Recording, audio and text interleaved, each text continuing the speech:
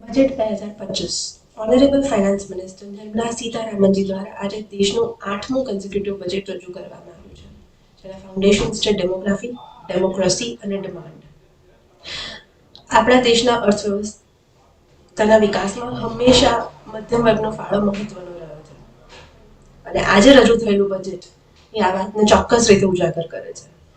2014 સુધી નીલ tax slab જે 2.5 લાખ હતો એને વધારીને 5 લાખ કરવામાં આવ્યો છે. 2023માં આ 5 લાખનો ટેક્સ સ્લેબ 7 લાખ કરવામાં આવ્યો છે અને આજે રજૂ થયેલા બજેટમાં આ 7 લાખનો ટેક્સ સ્લેબ 12 લાખ કરવામાં આવ્યો છે. એટલે કે જો તમારી આવક 12 લાખ સુધીની હોય તો તેના ઉપર રિબેટ ને રિલીફ સાથે કોઈ ટેક્સ ભરવાનો થતો નથી.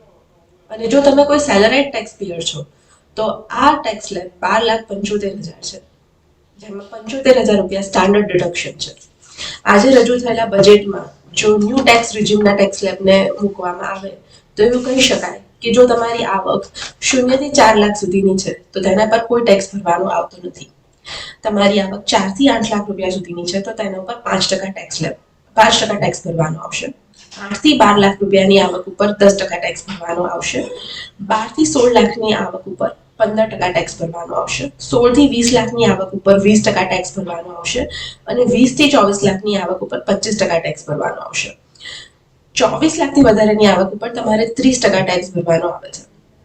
આ ન્યૂ ટેક્સ રિજીમ બધા જ ટેક્સ પેયર માટે ખૂબ જ લાભદાયી છે અને ખાસ કરીને મિડલ ક્લાસ માટે આ લિક્વિડિટી અને ટેક્સ સેવિંગ્સ ઇન્શ્યોર કરે છે. પ્રપોઝડ નવા ટેક્સ રિજીમને જો ઉદાહરણ તરીકે જોઈએ તો જો તમારી આવક 12 લાખ રૂપિયા છે તો અત્યારના ટેક્સ રિજીમની સામે તમારું ટેક્સ સેવિંગ 80,000 રૂપિયા થશે. જો તમારી ઇન્કમ 18 લાખ રૂપિયા છે તો તમારું ટેક્સ સેવિંગ 70,000 રૂપિયા થશે નવા ટેક્સ રિજીમ પ્રમાણે. અને જો તમારી આવક 25 લાખ રૂપિયા છે તો આ ટેક્સ સેવિંગ્સ 1,10,000 રૂપિયા છે. નવા ટેક્સ રિજીમમાં થયેલા આ સુધારા એ ચોક્કસ રીતે મધ્યમ વર્ગ માટે આવકારદાયક છે અને એક વિકસિત ભારતની સામે આપણું આ એક મહત્વપૂર્ણ પગલું છે.